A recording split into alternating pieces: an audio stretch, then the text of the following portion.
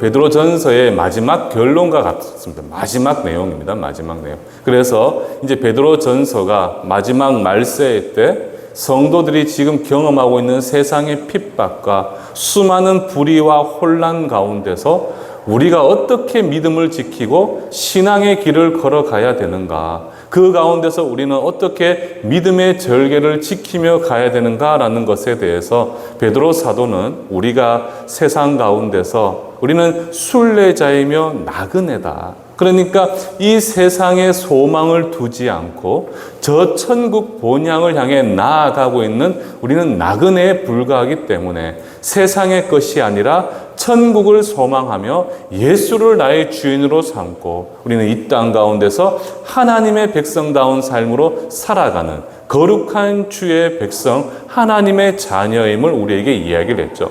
그러다 보니까 끊임없는 세상의 핍박과 세상의 도전 앞에서도 우리는 두려워할 필요가 없는 것은 세상은 홀로 그 길을 걸어가기 때문에 어떤 환난 앞에서도 그들은 스스로 그 문제를 풀어야 되지만 우리는 누구냐라고 보았을 때 우리는 이름 그대로 그리스도인이잖아요. 그리스도인. 우리는 예수 그리스도와 연합한 하나님의 백성이기 때문에 우리의 인생길은 누가 책임져 주시느냐?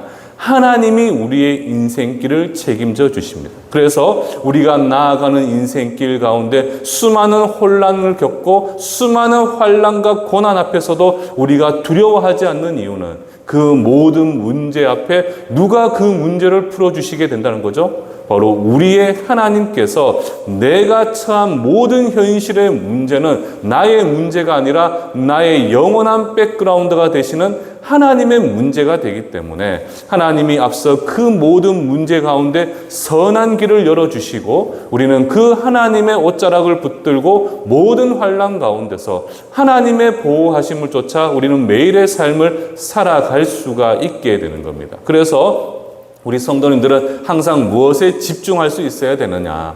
하나님의 말씀을 통해서 내가 누구인지, 그리고 이 불의하고 악한 세상에서 나는 무엇을 해야 되는지를 정확하게 알고, 그리고 환난과 위기 가운데 예수의 옷자락을 붙드는 그 기도를 통해서 하나님의 도우심을 구하고, 그래서 정말 매일의 삶 가운데서 그리스도인으로서 세상 가운데 거룩하고 정결한 삶을 통해 예수를 증거하는 삶을 살아가는 것, 그것이 바로 누구의 삶이 되어야 되느냐? 저와 여러분들의 삶이 되어져야 된다. 이 사실을 베드로가 우리에게 이 5장까지의 말씀을 통해서 정확하게 가르침을 주고 있습니다.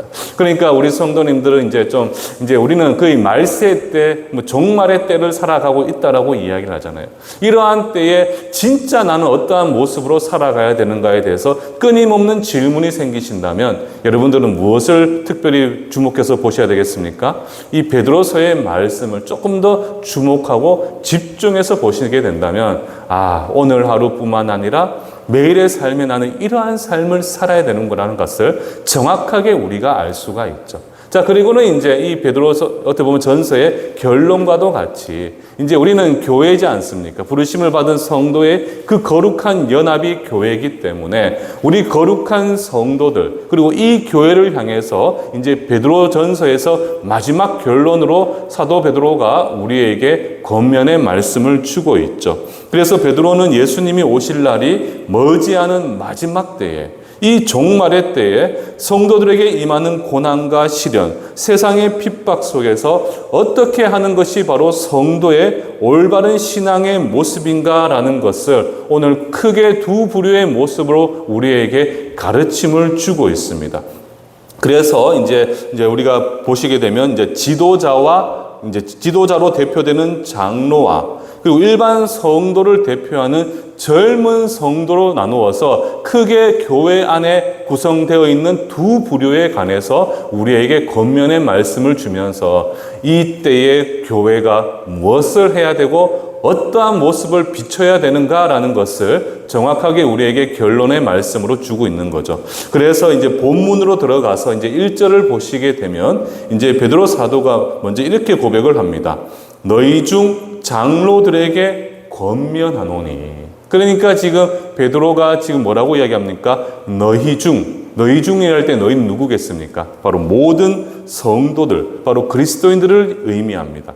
자, 그런데 그 성도들 중에서 먼저 콕 집어 누구를 이야기합니까? 장로들에게 이야기를 하는 거죠, 장로. 근데 여기서 여러분들 장로라고 하면 그 원뜻이 바로 무엇이냐? 연장자라는 의미를 가지고 있습니다. 연장자. 그러니까 소위 나이가 많은 분들을 장로다. 혹은 또 어떤 의미로 볼 수 있겠습니까? 오랜 세월 교회를 다녔던 분들을 장로라고 볼 수가 있겠죠. 그런데 그 의미를 조금 넓게 해석을 해보면 단순한 연장자가 아니라 바로 교회의 지도자들이 바로 누구냐? 장로가 되는 겁니다. 교회의 지도자들. 그러니까 지금 우리 교회의 조직을 보게 되면 저와 같은 목회자를 비롯한 이제 우리 교회의 장로님들이 계시잖아요. 그러니까 그런 영적 지도자들을 지칭하는 말이 바로 무엇이냐? 이 장로가 되는 거죠. 그런데 지금 베드로는 바로 교회의 지도자들에 대해서 권면의 말씀을 주고 있는데, 자, 그렇다면 무엇을 권면하는가라고 보았을 때 베드로는 우리에게 크게 4가지로 우리에게 권면의 말씀을 주고 있습니다. 그래서 이제 첫 번째로 2절 상반절을 보시게 되면 뭐라고 이야기합니까? 너희 중에 하나님의 양무리를 치되 억지로 하지 말고 하나님의 뜻을 따라 자원하는 마음으로 해라. 이해되시겠습니까, 여러분들? 그러니까 장로들이 이제 하나님께서 맡기신 교회의 성도들을 섬김에 있어서, 그러니까 이 성도들은 정말 교회를 이루고 있는 거룩한 우리 성도들은 바로 하나님께서 맡기신 이들이라는 겁니다. 그러니까 하나님의 양무리가 되는 것이고, 바로 저와 같은 목회자들은 그 하나님의 뜻을 따라서 대신해서 내가 세상 가운데 섬기는 자들이 되는 거죠. 그러니까 하나님께서 맡기신 교회의 성도들을 제가 섬김에 있어서 억지로 하는 것이 아니라 하나님의 뜻을 따라, 이것은 무슨 뜻이겠습니까? 바로 하나님의 거룩한 계획하심과 그 섭리와 그분의 거룩한 의를 이루기 위해서 어떻게 해야 한다는 거죠? 자원하는 마음으로 해라. 자원하는 마음. 그러니까 억지로 하지 말고 자원하는 마음으로 저와 장로님들은 교회를 섬길 수가 있어야 한다. 근데 자원한다라는 거 할 때 자원은 무슨 뜻이겠습니까? 바로 갈망과 열망이라는 의미를 가지고 있어요. 갈망과 열망. 그러니까 열정적으로 정말 교회를 섬길 때는 기쁘고 감사하는 마음으로 교회를 섬겨야 된다. 그런데 여러분들, 우리가 교회를 섬기다 보면 어떻습니까? 때로는 상황이 여의치 않을 때도 있죠. 그리고 때로는 주어진 환경과 그 여건이 좋지 않아서 내 마음이 짓눌리고 고통스러울 때도 있습니다. 그러나 비록 그런 상황이라 할지라도 지금 베드로 사도를 통해서 하나님은 우리에게 뭐라고 명령하고 있습니까? 이거 명령이잖아요, 명령. 그러니까 억지로 하려고 하지 마. 그리고 너는 기쁘고 감사하는 자원하는 마음으로 열정적으로 교회를 섬겨. 그러니까 정말 하나님께서 맡기신 귀한 자리에서는 그 섬김을 주님의 마음으로 기쁘고 감사의 마음으로 더욱 마음을 다해서 감당할 수가 있어야 한다는 사실이에요. 이것은 저와 같은 소위 말하는 장로와 같은 지도자들뿐만 아니라 이건 모든 직분을 가진 이들에게 주어진 하나님의 명령이라고 보시면 됩니다. 우리 지금 일부 예배 많이 오셨는데 일부 예배 오신 분들의 또 다수는 무엇을 섬기고 계십니까? 바로 우리 어린 자녀들을 섬기는 교사분들이잖아요. 저는 교회에서 소위 좀 장로님이 안 계셔서 제가 이런 말씀을 드리는 거지만 장로라는 직분보다도 소위 이건 직분을 넘어서서 역할을 따져 보라고 하면 저는 우리 교사분들의 역할이 우리 교회의 저는 중추요 핵심이라고 저는 생각을 합니다. 왜 그렇게 생각을 하냐 하면 지금 여러분들 교회를 보십시오. 다음 세대가 다 죽어가고 있습니다. 여러분들 다음 세대가 죽어간다는 것은 교회에는 소망이 사라진다라고 보시면 돼요. 그런데 우리 충성교회 정말 저도 압니다. 우리 성도님들 정말 야간 정말 열심히 일하시고 정말 쉬고 싶어도 쉬지를 못하고 교회에 나오셔서 어떻게 합니까? 주일날 우리 이 지역의 어린 자녀들을 위해서 정말 전심을 다해서 헌신하고 계시잖아요. 그 수고와 헌신을 통해서 정말 우리 주일학교가 정말 든든히 세워져 가고 있고 정말 충성교회의 주일학교가 세워졌다는 것은 여러분 다른 의미가 아닙니다. 우리 충성교회는 미래를 향한 소망을 가질 수 있는 교회라는 것을 의미하는 거예요. 그 일을 위해서 여러분들이 누구보다도 수고하고 헌신하고 있고, 그리고 그 외에도 각자의 자리에서 정말 열심을 다해서 교회를 섬기는 것. 이것이 정말 무엇이라는 겁니까? 너무나 귀하고 복된 수고와 섬김이 되는 거죠. 그래서 정말 우리는 각자의 자리에서 어떻게 해야 됩니까? 하나님께서 맡기신 그 양무리를 위해서 우리는 무엇을 할 수가 있어야 되느냐? 억지로 하지 말고 자원하는 마음으로 열정을 가지고 우리는 온 마음을 다해서 하나님의 나라를 위하여 헌신하고 수고하는 그 십자가의 길을 온전히 걸어갈 수 있기를 지금 우리에게 이야기를 하는 거죠. 그러니까 너희에게 그런 직분이 주어졌고 너희에게 그런 역할이 주어졌다면 그에 걸맞는 마음으로 수고하되 기쁨과 자원하는 마음으로 섬김의 자리에 서야 된다. 왜 그렇겠습니까? 그 일은 세상에 내 정욕을 쫓아 살아가는 것이 아니라 지금의 나를 나됨으로 나를 있게 만드신 전능하신 우리 하나님을 위한 길이기 때문에 우리는 그 일을 위해서 어떻게 해야 되겠습니까? 온 마음을 다해서 수고하고 노력을 해야 되는 거죠. 그러니까 우리가 소위 말할 때 성경을 보시게 되면 하나님을 향한 그 마음을 이야기할 때 마음과 뜻과 정성을 다해라고 이야기를 하시잖아요. 그런 마음을 가지고 우리가 하나님의 거룩한 교회를 위해 우리에게 맡기신 하나님의 양무리를 섬기기 위해서 우리는 어떻게 해야 된다는 거죠? 억지로 하지 마시고 자원하는 마음으로 항상 웃으면서 전심을 다해 우리가 하나님의 일을 섬기게 된다면 우리의 삶 가운데 하나님은 어떤 분이십니까? 정말 후가 뚜렷한 분이시잖아요. 그러니까 우리의 그 수고 가운데 하나님은 어떤 은혜를 베풀어 주십니까?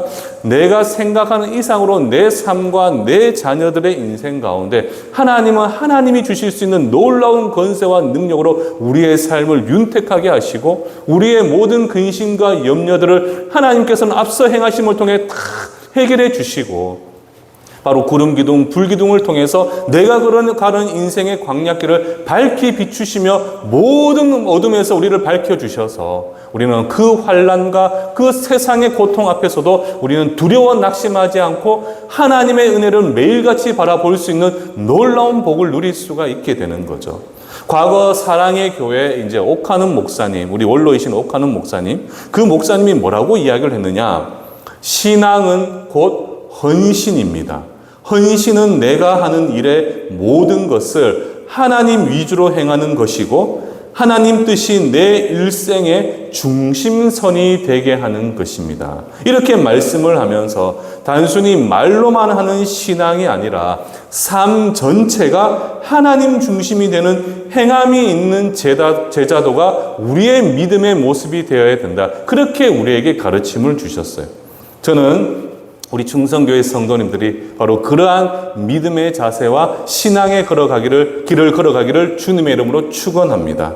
하나님의 일은 기쁘고 자원하는 마음으로 열정적으로 하게 될 때 그 모습을 하나님께서 어떻게 하시겠습니까?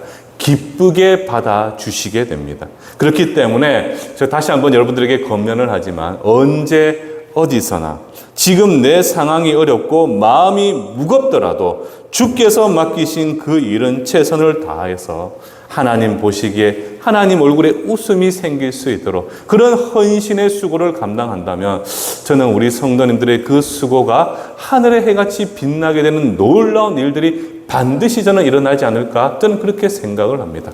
자, 그리고 이제 두 번째로 이제 베드로 사도가 장로들에게 권면하는 것은 바로 무엇인가라고 보았을 때 2절 하반절을 보시게 되면 뭐라고 이야기합니까? 더러운 이득을 위하여 하지 말고 기꺼이 감당해라. 더러운 이득을 위해서 하지 마라. 그러니까 여러분들 여기서 더러운 이라는 것은 바로 무엇이겠습니까? 헬라어적인 원어적인 의미를 보게 되면 부정한 방법으로 얻는 이득, 그리고 탐욕에 의한 이득이라는 의미를 가지고 있어요. 이해가 안 되죠. 아니, 교회에서 우리가 성도들이 모여 있는데 거기에서 무슨 부정한 이득, 더러운 일을 취한다는 겁니까? 라는 그런 생각이 들 수가 있습니다. 그러니까 좀 쉽게 말씀을 드리면 우리가 교회를 섬김에 있어서 하나님의 일을 하면서 정당한 이득이 아닌 사리사욕에 의한 이득을 취하지 말라는 겁니다. 그러니까 내가 교회를 나가고 교회를 다니는 이유와 목적이 나의 개인적인 어떻게 보면 재정적인 목적을 가지고 교회에 나와서는 안 되는 것이고, 특별히 또 저와 같은 또 우리 지도자들은 또 교회는 어떻게 해야 되겠습니까? 성도들에게 투명하게 우리의 재정에 대한 사용을 보여주어서 정말 성도들이 지도자들에게 신뢰를 가질 수 있도록 만드는 것, 그것이 바로 무엇이냐? 더러운 이득을 위하여 하지 말고 기꺼이 해라라는 것의 본래적인 의미가 된다는 사실이에요. 여러분들, 교회를 섬기다 보면요, 제가 가장 곤혹스러울 때가 언제인 줄 아십니까? 이제 예전에 제가 섬기던 교회는 참 너무 건강하고 아름다운, 어떻게 보면 대구에서 가장 건강한 교회였습니다. 그래도 그 건강한 교회도 결국에는 우리는 사람이지 않습니까? 사람은 여전히 우리는 완전할 수 없고 부족합니다. 그러다 보니까 참 각양각색의 사람들이 많이 있고, 그때 제가 섬겼던 교회는 뭐 한 3,000명이 매주 모이는 교회다 보니까 크잖아요. 그런데 제가 가장 힘들었던 게 뭐냐 하면, 이런 사람 저런 사람 저는 다 맡아봤습니다. 저는 장애인 사역도 해봤고 모든 사역을 다 해봤잖아요. 그런데 이제 가장 힘들었던 게 뭐냐 하면, 저는 뭐 성도님한테 10원짜리 욕도 받아봤거든요. 제 명찰, 목회자 있는 목차를 딱 보면서도 주차할 때 자기들 마음대로 안 된다고 막 저한테 10원짜리 쌍욕을 쓰시는 분들도 계셨어요. 솔직히 그분이 근데 집사님이셨거든요. 저도 알고 있고. 그런 경험도 해봤지만 그거는 정말 아무것도 아니에요. 제가 목회를 하면서 제가 가장 곤혹스럽고 힘들었던 것이 바로 뭐냐 하면, 이제 소위 소그룹을 우리는 예친이라고 했어요. 예친.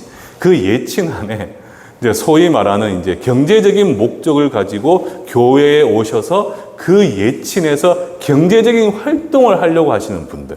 그러니까 그런 분들이 이제 들어오시다 보니까 이제 그 예친원들 사이에서 갈등이 생기고 다툼과 분열이 생기게 돼요. 그러다 보면 서로 어떻게 되겠습니까? 감정이 상하면서 서로에 대한 좀 미움이 생기고 원망과 불평이 생기고, 그러면 이제 그 예친의 순장님과 리더들과 순원들이 찾아와서 저희 목사 보고 이 문제를 해결해 달라고 그래요. 그런데 이제 가서 이제 이런 부분 저런 부분들에 대해서 이렇게 하시면 안 됩니다. 저렇게 하시면 안 됩니다. 조금 자중. 제가 뭘 했다고요? 저는 그냥 좋은 것이 있어서 그들에게 소개해 줬고, 저는 있어서 이들에게 이것을 안내해 줬을 뿐이지, 저는 영리를 향한 목적을 가지고 그렇게 하지 않았습니다. 또 그렇게 이야기를 하면 제가 무슨 말을 할 수 있겠습니까?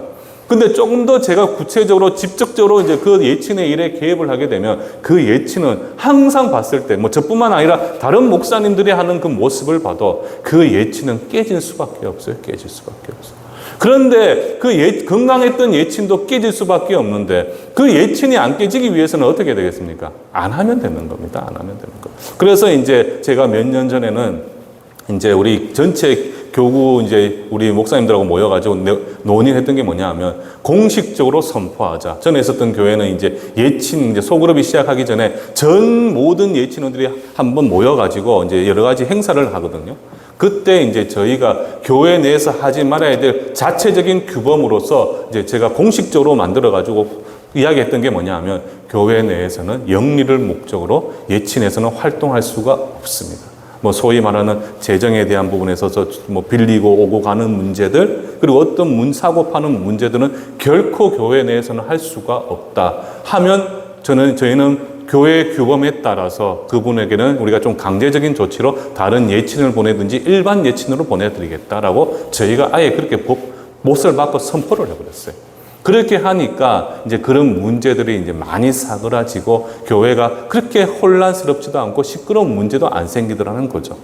여러분들, 성도님들은 신앙의 양육을 받기 위해서 교회에 왔습니다. 그렇지 않습니까? 그리고 우리가 주님의 은혜를 사모하기 때문에 교회에 온 것이지. 그래서 예수님께서 성전에 들어가셨을 때 그곳에서 비둘기를 팔고 온갖 그 정말 자판이 벌어진 모습에 대해서 어떻게 했습니까? 분개하셨잖아요, 분개. 그리고 하나님의 거룩한 전을 더럽히는 그러한 모습을 통해서 그들에게 분개하시고 그들을 다 쫓아내시는 모습을 우리가 보았지 않습니까? 거룩한 전인 이 하나님의 몸된 전은, 여러분들, 이 교회는 정말 우리가 마음을 다해서 예수를 찬양하고 경배하고 구원의 은혜를 우리가 참으로 감사로 고백하면서 그런 성도들이 모여서 서로를 섬기고 하나됨을 이루기 위해서 온 것이지, 나의 목적을 이루기 위해서 오는 것이 결단코 아니라는 사실이에요. 그러니까 여러분들 다시 한번 기억하셔야 되는데, 앞선 지도자들은 저만 이야기하는 것이 아니라 모든 성도가 다 포함된 이야기입니다. 앞선 이들은 바로 무엇을 해야 되겠습니까? 더러운 일을 위해서, 정말 그 목적을 위해서 행하는 것이 아니라 정말 항상 투명하고 하나님께서 이 교회를 만드신 그 목적에 따라서 우리가 참 하나됨을 이룰 수 있는 그러한 모습으로 나아가고, 정말 세상의 그러한 일을 위해서 교회를 사용해서는 결단코 안 되는 것임을 지금 우리에게 정확하게 누가 이야기하고 있습니까? 하나님이 우리에게 말씀하고 계시는 겁니다. 자, 그리고 이제 세 번째, 이제 앞선 이들을 위해서 주시는 권면은 무엇인가라고 보았을 때, 이제 3절 상반절을 보시게 되면 뭐라고 이야기합니까? 우리 3절 상반절을 보시게 되면, 우리 이제 이렇게 말씀하고 있죠. 맡은 자에게 주장하는 자세로 하지 마라. 맡은 자들에게 주장하는 자세를 하지 마라. 여러분들, 교회에 보면 높고 낮음이 있습니까, 여러분들? 우리는 로마 가톨릭이 아닙니다. 로마 가톨릭이 정말 개혁주의자들에게 비판을 받게 된 대표적인 이유가 뭡니까, 여러분들? 소위 말하는 직제라고 이야기를 해서 교황으로 비롯해 사제는 어떻게 봅니까? 세상에서 봤을 때도 높은 직분을 가진 자들처럼 되어서 하나의 권력이 되어버렸습니다. 그런데 여러분들, 하나님이 우리를 거룩한 자녀로 부르셨잖아요. 그리고 베드로의 그 신앙의 고백 위에서 하나님의 몸된 교회를 세웠고, 교회라는 것은 눈에 보이는 것은 이런 건물이고 조직이 되겠지만 눈에 보이지 않는 그런 영적인 교회는 바로 무엇입니까? 성도들의 연합이 바로 이 교회입니다. 그리고 모든 성도는 하나님의 예수님의 십자가 보혈의 은혜의 선물로 주어진 자녀들입니다. 그렇다면 여러분들, 하나님 보시기에 제가 목사이고 여러분들은 평신도입니다. 자, 하나님 보시기에 저를 더 사랑하겠습니까? 아니면 여러분들을 저보다 더 사랑하겠습니까? 아니잖아요. 하나님은 모든 이들을 동일한 마음으로, 동일한 가치로 우리를 사랑하고 계십니다. 그러니까 10손가락 깨물어서 안 아픈 손가락이 없거든요. 그런데 교회에서 높고 낮음이 어디 있겠냐마는 하나님께서 정해놓으신 정당한 직분이 있기 때문에 성도들은 어떻게 해야 되느냐? 정말 높고 낮음은 있는 것은 아니지만 하나님이 기름 부으신 영적 권위를 인정하셔서 목회자인 저에게 여러분들은 그 영적 권위를 심히 존중을 해 주셔야 돼요. 존중을 해 주시고, 또 지도자들은 어떻게 해야 되겠습니까? 일반 성도들에게 지금 말하는 바와 같이 강압적인 행동과 주장을 해서는 안 된다라는 사실입니다. 정말 우리는 한 형제이기 때문에, 모두가 하나님의 거룩한 자녀이기 때문에 서로를 섬기고, 무엇보다도 낮은 자보다 더 낮은 자의 자세로 우리는 섬김의 자리에 서야 되는 거예요. 그렇지 않습니까? 분명히 말씀을 드리고 제가 자주 언급을 했지만, 섬김은 여러분들 위에서 아래로 내려다 볼 때는 섬김이 결코 이루어질 수가 없습니다. 그것은 오만한 자의 모습입니다. 섬김은 언제 이루어지겠습니까? 낮은 자보다 더 낮아져서 위로 올려다 볼 때 진정한 섬김이 이루어지는 거죠. 예수님께서 어떻게 하셨습니까? 정말 제자들의 그 더러운 발을 씻기기 위하여 스스로가 무릎을 꿇고 그들에게 허리를 숙여 발을 씻기셨듯이, 그렇게 낮은 자로서 더 엎드려지지 않으면 우리는 결코 섬김의 자리에 설 수가 없다는 사실이죠.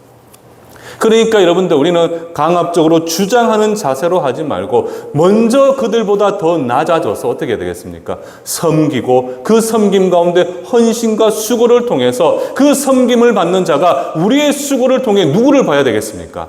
예수님을 볼 수 있도록 하는 것. 그것이 바로 오늘을 살아가는 거룩한 교회의 성도의 모습이 되어져야 되는 거예요. 그러니까 강압하는 자세로 하지 말고 항상 예수님의 심장과 그분의 마음을 품어서 그분의 시선으로 성도를 바라볼 수 있는 것. 그것이 바로 무엇이냐? 이 세 번째 베드로 사도의 권면이 되는 겁니다. 자, 그리고 마지막으로 지도자를 향한 권면 가운데 3절 하반절을 보시면 뭐라고 이야기합니까? 모든 양 무리의 본이 되어라, 본. 그러니까 모든 믿는 자의 무엇이 되라는 겁니까? 본이 되는 삶을 살아가는 것. 뭐 다른 의미가 아니죠. 어떻게 살아야 되겠습니까? 어떻게 사는 것이 모든 믿는 자의 본이 되겠고, 그런 모습을 통해서 따라오는 삶을 살게 만들겠습니까? 다른 거 아닙니다, 여러분들. 하나님을 경외하는 겁니다. 하나님을 경외하는 것. 그런데 하나님을 경외하는 것은 결국 무엇을 의미하겠습니까? 하나님의 거룩한 말씀을 온전히 지켜 순종하면서 내 삶이 거룩함과 정결한 삶이 되는 것. 그것이 바로 무엇이냐? 바로 하나님의 모든 믿는 자의 본이 되는 삶이 되는 거죠. 뭐 솔직히 우리가 아무리 좋은 일을 하려고 해도 결국 하나님의 뜻 안에서 모든 일이 이루어져야 되잖아요. 그러면 하나님 뜻 안에서 모든 것이 이루어진다는 것은 결국 무엇을 의미하겠습니까? 하나님께서 우리에게 주신 그 말씀, 이 성경 66권의 말씀을 내 삶으로 지켜 행함을 통해서 정말 세상의 모든 사람, 거룩한 우리 모든 성도 또 이웃 성도들이 나를 봤을 때 그 말씀을 지켜 순종함을 통해 하나님의 참되고 복된 거룩한 삶을 그들이 볼 수 있도록 만드는 것. 그래서 나를 통해서 그들 역시도 예수님의 그 거룩한 말씀을 삶으로 살아내고자 끊임없이 수고하고 노력하도록 만드는 본이 되는 삶을 사는 것. 이것이 진정 누가 해야 되는 삶이냐? 저와 여러분들의 삶이 되어져야 됩니다. 그러니까 저는 여러분들이 교회에서 저를 통해서 하나님의 그 복된 말씀을 순종코자 하는 그러한 삶으로 저는 이끌어야 되고, 여러분들은 세상에 나가면 각자의 자리에서 세상에서 말씀을 전하는 선교사들이잖아요. 우리 학생들은 학교에서 친구들을 향해 말씀을 전하는 선교자가 되고, 우리 직장인들은 각자의 직장에서 세상을 향해 하나님의 말씀을 선포하고 하나님의 말씀을 보이는 어떻게 보면 교보제와도 같은 인물들이. 그러니까 여러분들 어떻게 하셔야 되겠습니까? 저는 교회에서 여러분들의 믿음의 본이 되어야 되고, 여러분들 각자는 세상을 향해서 무엇이 되어야 되겠습니까? 저 불의하고 악한 세상에서 믿음의 본이 되어서 저들이 여러분들을 볼 때 예수를 보게 되고, 여러분들을 볼 때 교회를 보게 되어서 그들이 이것이 진정한 하나님의 거룩한 백성의 삶이구나, 그들의 믿음 입술 가운데 고백이 되어지도록 만들어서 그들이 여러분들을 통해 교회로 나아오게 되는 놀라운 역사가 반드시 이루어져야 되는 거죠. 이것이 바로 무엇이라는 겁니까? 모든 그리스도인이 이 땅 가운데 믿음의 본이 되는 것이나 마찬가지입니다. 저는 우리 성도님들께서 바로 그러한 삶을 살아가셔야 된다. 그렇지 않습니까? 그것을 위해서 필요한 것이 뭔 줄 아십니까? 그것을 위해서 필요한 것이 뭔 줄 아십니까? 나를 내려놓아야 되는 겁니다. 나를 내려놓는 것. 나의 나됨을 다 내려놓고 오직 예수만이 내 안에서 사는 것. 나는 죽고 오직 예수로 사는 인생. 그 유기성 목사님이 선한 제자교인가요? 그게 그 선한 목자교구나. 그게 이제 그 유기성 목사님 유명하시잖아요. 감리교 목사님. 그 목사님이 쓰셨던 책 제목 중에 하나잖아요. 그러니까 나는 죽고 예수로 사는 인생. 그게 바로 무엇이란 겁니까? 모든 믿는 자의, 또 믿지 않는 자의 본이 되는 인생. 그러니까 나를 탁 내려놓고 나의 나됨을 탁 부정하고 오직 내 안에 살아계시는 예수님을 바라보면서 예수님이 바라고 소망하시는 삶을 살아내는 것. 이것이 예수로 사는 인생이고, 그것의 대표적인 모습은 바로 무엇이냐? 하나님의 말씀에 철저하게 순종함을 통해서 하나님을 향한 참된 경외의 모습을 내 삶으로 증거하는 것. 이것이 바로 모든 믿는 자의 본이 되는 인생입니다. 그래서 다시 한번 말씀드리면 쉽지 않습니다. 많은 것을 내려놔야 됩니다. 그러나 우리 하나님은 어떤 분이십니까? 공과가 확실하신 분이잖아요. 내가 이 하나를 내려놓고 하나님 영광을 위해서 하나를 내려놓잖아요. 우리 하나님은 2개, 3개를 주시는 분이세요. 그게 바로 우리 하나님이십니다. 그래서 저는 우리 성도님들께서 정말 그러한 좀 삶을 사셨으면 좋겠습니다. 우리 인생 별거 없잖아요. 여러분들 길면 한 80, 90 이렇게 사는 인생. 눈 딱 감으니까 저는 제 인생이 젊은 청년의 때를 더 이상 벗어날 일이 없을 거라 생각을 했습니다. 근데 눈을 딱 감고 뜨니까 제가 50이 넘어버렸잖아요. 여러분 다 그렇게 생각하지 않습니까? 진짜 세월 빠르더라고요. 저는 이제 어른들이 이야기할 때 30대면 시속 30km로 이제 인생의 길을 달려가고, 40대면 시속 40km 달려가고, 50이면 50km 달려간대요. 눈 딱 감았다 뜨니까 정말 20대와 30대는 언제 갔는지 모르겠고, 40대는 목회한다고 바빴고, 또 50대가 딱 돼버린 거예요. 와, 그런데 세월 진짜 빨라요, 여러분들. 순식간에 지나갑니다. 그 인생길 얼마 살아보지도 못할 것 같은데, 그 인생길 여러분들 하나님이 바라시는 대로 삶을 살아가는 것이 얼마나 복된 인생입니까? 그러니까 저는 우리 성도님들, 오늘 베드로 사도의 가르침대로 우리가 그런 수고와 헌신의 노력을 감당한다면 하나님께서는 남은 인생도 지금까지 살아왔던 인생 가운데 느꼈던 하나님의 놀라운 복을 우리 인생 가운데 계속해서 누리면서 마지막 때 하나님 앞에 가는 그날까지 정말 우리가 그 믿음의 경주를 끝까지 달려갈 수 있지 않을까. 그런데 이렇게 수고하고 노력을 했을 때 여러분들 4절을 보시게 되면 우리 4절을 보시게 되면 우리 4절 말씀을 우리 함께 한번 읽어보도록 할까요? 4절 말씀 함께 한번 읽어보도록 하겠습니다. 시작.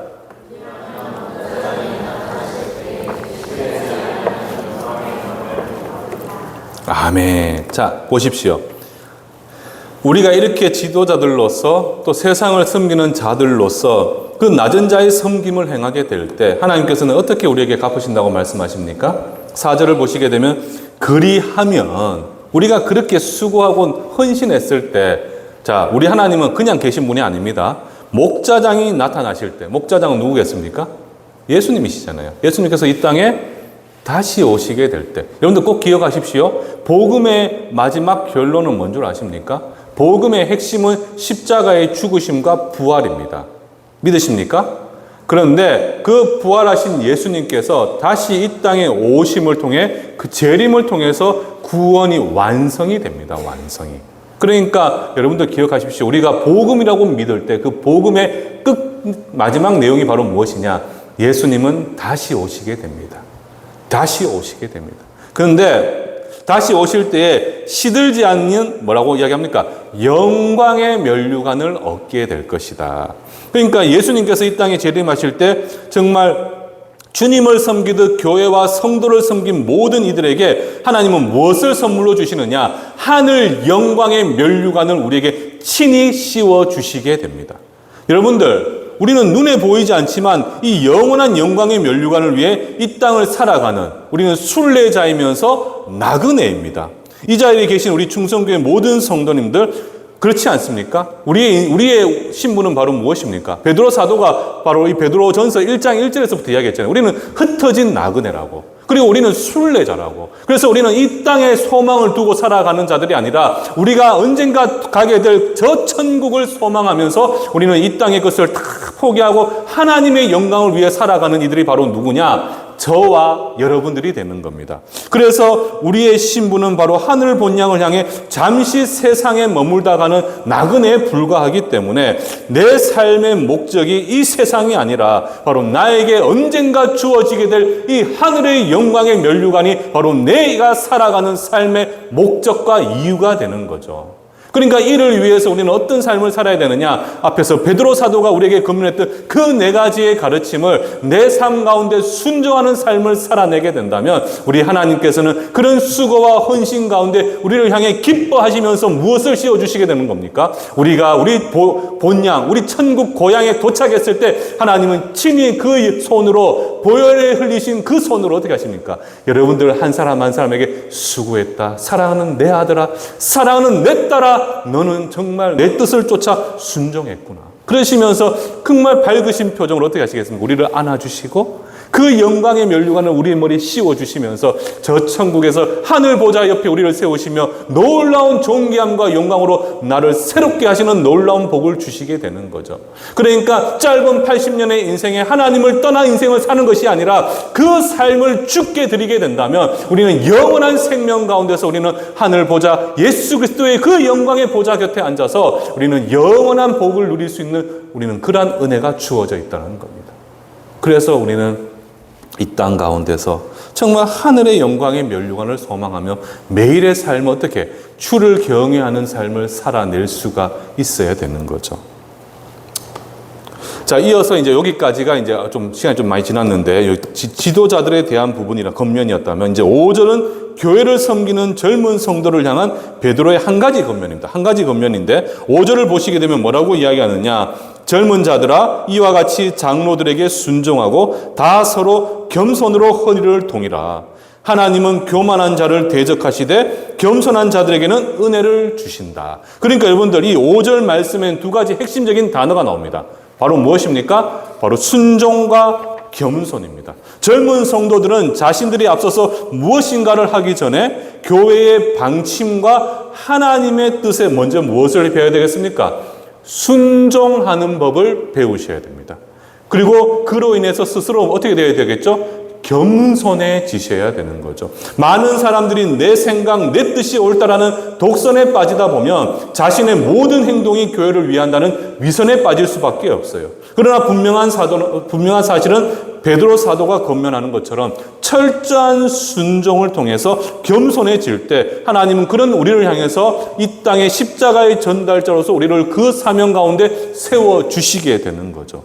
지금 베드로 사도는요, 성도들을 향해서 너희의 생각도 중요하고 너희의 행함도 중요하지만 먼저는 교회의 법과 하나님의 거룩한 뜻과 목회자들의 가르침에 순종하는 것부터 배우고 그 순종을 통해서 하나님을 순종하는 법을 배울 수 있어야 된다.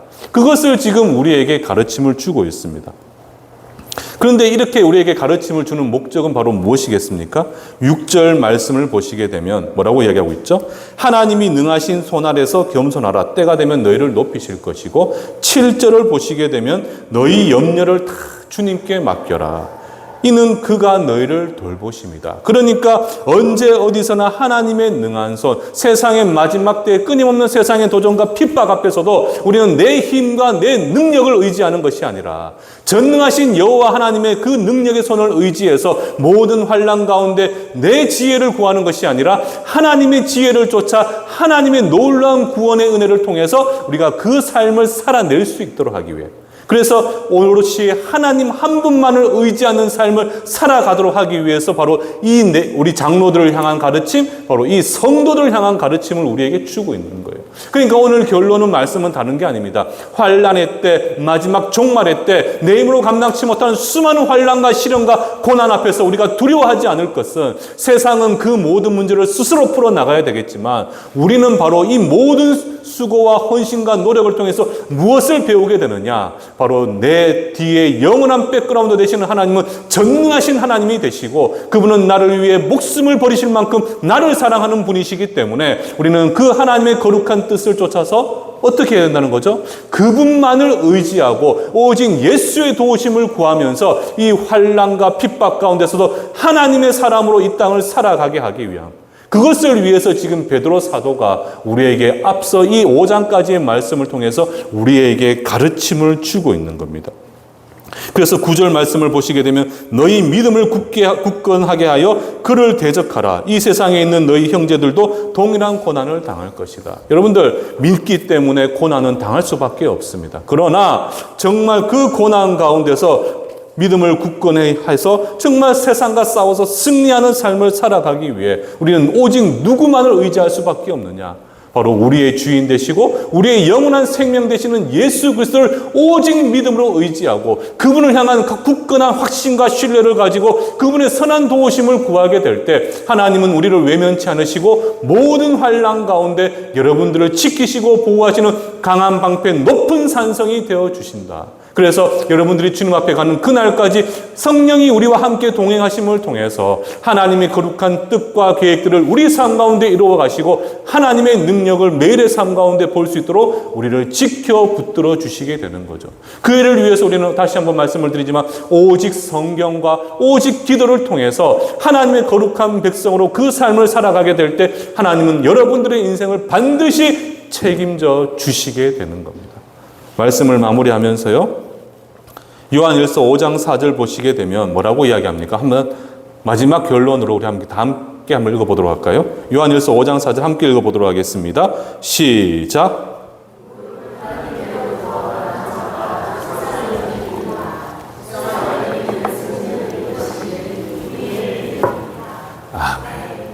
그렇게 우리가 살아가게 될 때 하나님은 그 믿음 안에서 여러분들을 눈물로서 지키시고 그러니까 우리 성령 하나님은 눈물로 중보하시고 우리에게 끝까지 믿음을 지킬 수 있도록 믿음을 주시고 우리 예수 그리스도께서는 우리를 위한 그 십자가 보혈의 은혜로 우리를 품으시고 위로하여 주시고 우리 전능하신 성부 하나님께서는 어떻게 하시겠습니까? 당신이 나를 통해 이루고자 하시는 모든 계획들을 그 뜻 가운데 이루어 가시는 분. 그 가운데 환난과 위기 가운데 우리가 예수의 이름을 의지하여 주님 앞에 기도한다면 어떻게 합니까? 하나님은 그 모든 환난 가운데 우리를 건져 주시게 되는 겁니다. 그래서 우리는 그 믿음으로 말미암아 세상을 이길 수가 있게 되는 거죠. 사랑하는 우리 성도 여러분들, 저는 우리 성도님들이 요즘 삶이 힘드시잖아요. 이 환난과 위기 가운데 세상을 이기는 길은 딱 하나, 예수밖에 없습니다. 예수. 오직 예수님만이 여러분들을 지키시고 보호하시고 여러분들의 길을 인도하십니다. 그리고 마지막 때 여러분들에게 영광의 면류관을 씌워주실 것입니다. 오직 예수를 향한 소망을 가슴에 품고 어떤 환난에서도 오직 예수를 향한 믿음으로 기도하게 될 때 하나님은 반드시 여러분들을 지키신다는 사실을 기억하시고 매일의 삶 가운데 그러한 믿음의 삶을 살아가실 수 있는 귀하고 복된 우리 충성교회 성도님들 되시기를 주님의 이름으로 축원합니다.